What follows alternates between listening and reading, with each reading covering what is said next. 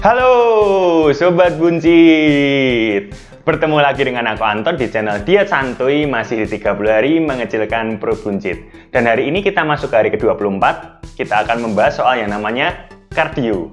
Nah, biasanya cewek-cewek sih suka bahas yang namanya kardio. Sebenarnya kalau kamu search di YouTube, itu sudah banyak sekali YouTuber-YouTuber yang ngasih contoh gerakan-gerakan kardio.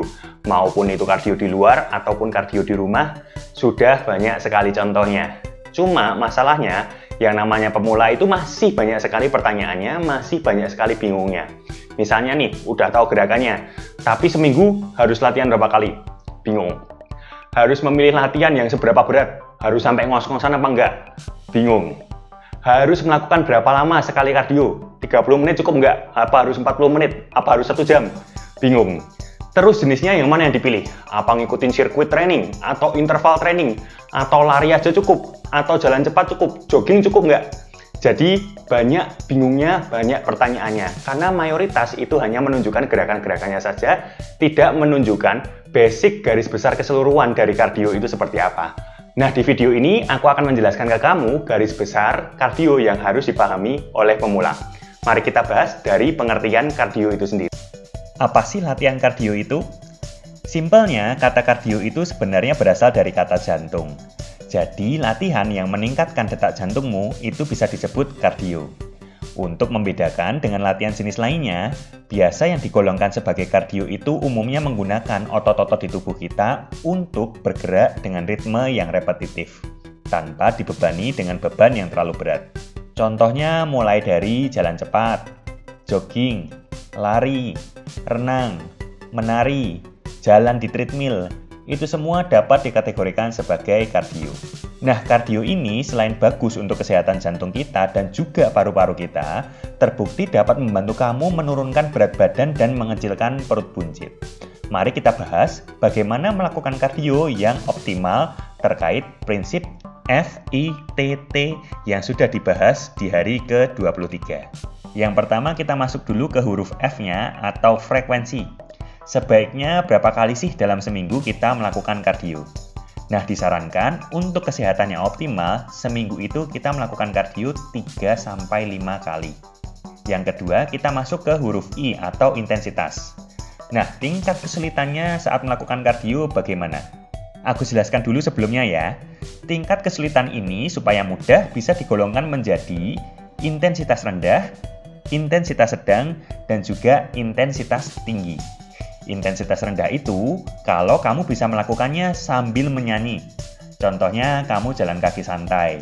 Nah, itu kamu bisa sambil nyanyi kan? Itu termasuk intensitas rendah. Kalau intensitas sedang, kamu nggak bisa nyanyi lagi karena nanti nyanyinya jadi terbata-bata. Tapi kalau ngomong masih bisa. Contohnya kalau kamu lagi jogging atau lari santai sama temen, kan kamu bisa ngobrol tuh. Tapi kalau nyanyi sudah nggak bisa karena nanti terbata-bata. Kalau kardio intensitas tinggi, jangankan nyanyi, ngomong aja sudah susah karena tiap beberapa detik kamu harus ambil nafas. Contohnya kalau kamu sedang lari. Nah, untuk yang merasa badannya sudah fit, bisa fokus di intensitas sedang ke tinggi. Tapi kalau kamu baru mau mulai olahraga dan merasa badannya kurang fit, kamu bisa mulai dari intensitas rendah ke sedang. Lalu kita masuk ke huruf T atau time, alias waktu. Durasinya saat melakukan kardio bagaimana? Hal ini tentunya tergantung juga dengan intensitasnya. Kalau intensitasnya makin tinggi, biasanya durasinya bisa makin pendek. Contohnya, kalau kamu sedang melakukan lari, itu 20-40 menit sudah cukup banget. Kalau kamu intensitas sedang, contohnya sedang jogging seperti itu, nah kamu butuh waktu lebih lama, 30-60 menit, oke. Nah, kalau kamu termasuk orang yang merasa badannya tidak fit, tidak perlu langsung menuju ke angka-angka tersebut. Asal mau latihan, dimulai di bawah 20 menit pun juga nggak masalah. Yang penting ingat, mulai dulu. Makin fit ditambah pelan-pelan waktunya. Studi menyarankan, untuk kesehatan secara umum, kejarlah minimal 150 menit berolahraga dalam seminggu. Dan kalau mau optimal untuk menurunkan berat badan dan mengecilkan perut buncit, bisa mengejar 250 menit sampai 300 menit per minggu. Nggak perlu kardio semua, karena nanti ada angkat beban juga, bakal aku ajarin di video selanjutnya. Nah, huruf terakhir, T lagi, alias type. Jenis kardio yang mana yang harus dilakukan? Nah, ngomongin soal jenis, sebenarnya bentuknya itu banyak banget kardio. Ada varian jalan kaki, sampai ke lari, sepedaan, pakai alat seperti treadmill, elliptical, sepeda statis, mau berenang, nari, lompat tali, sampai ke interval training, sirkuit training, dan lain sebagainya. Pilih yang mana nih? Tipsku ada 2. Yang pertama, pilihlah jenis yang kamu suka dan stay aja di situ, nggak masalah. Nggak usah bingung lebih efektif yang mana, nggak usah bingung apakah ada gerakan yang lebih baik. Pilih aja yang kamu suka dan stay di situ.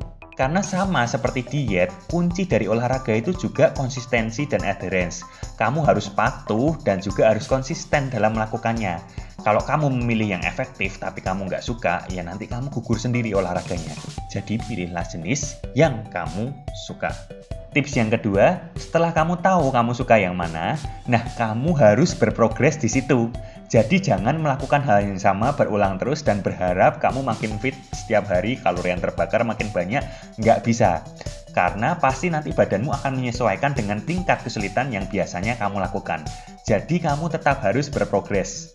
Berprogreslah dengan variabel FI dan T tadi. Kamu bisa tingkatkan frekuensinya dalam seminggu, kamu bisa tingkatkan intensitasnya, atau kamu bisa tingkatkan juga durasinya.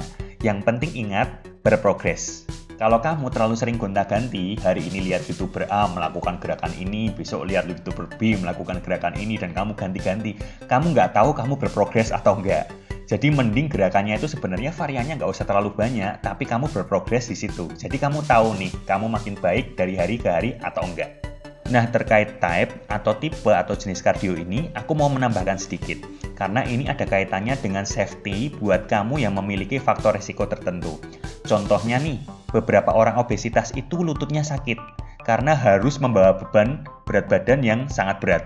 Jadi harus berhati-hati dalam memilih gerakan jenis kardio yang dilakukan.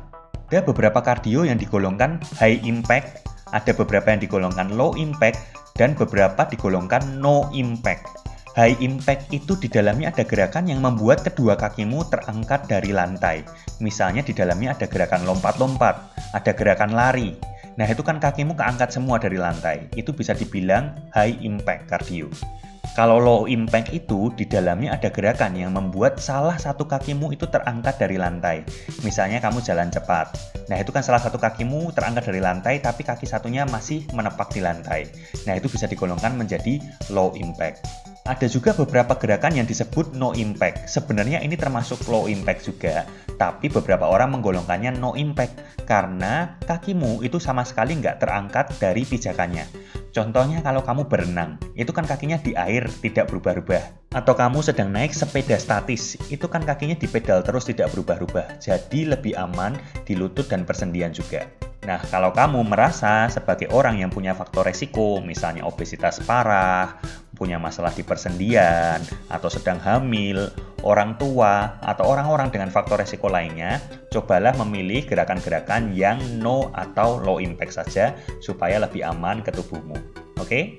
Nah, sekarang kalau kamu sudah melihat penjelasan tadi, harapannya kamu sudah lebih paham apa itu kardio, apa aja manfaatnya, dan bagaimana mengeksekusinya dengan baik, supaya hasilnya lebih efektif untuk menurunkan berat badan dan juga mengecilkan perut buncit. Ingat, kuncinya ada di FITT.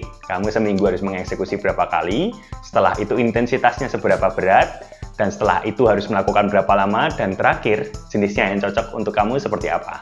Nah, ini note aja, karena sekarang lagi wabah COVID-19 seperti itu ya, maka kamu lebih baik lihat dari sudut pandang untuk menjaga kesehatan, tidak untuk diforsir untuk menurunkan berat badan, tapi lebih untuk menjaga kesehatan. Jadi dilihat frekuensinya jangan terlalu sering, jangan terlalu berat, seperti itu ya, durasinya lama-lama demi menurunkan berat badan dengan cepat, karena nanti takutnya imunitasnya turun. Dan ingat, melakukan olahraganya juga nanti harus dilengkapi dengan latihan beban. Karena kombinasi latihan beban dan kardio sudah dijelaskan akan menjadi kombinasi yang terbaik untuk menurunkan berat badan dan mengecilkan perut buncit. Oke? Nah, di video selanjutnya aku akan bikin video seperti ini juga, tapi kaitannya soal latihan beban. Jadi stay tune terus. Jangan lupa subscribe dan juga bunyikan lonceng notifikasi, like jika video ini berguna, dan komen di bawah kalau ada pertanyaan. Kita berjumpa lagi di video selanjutnya.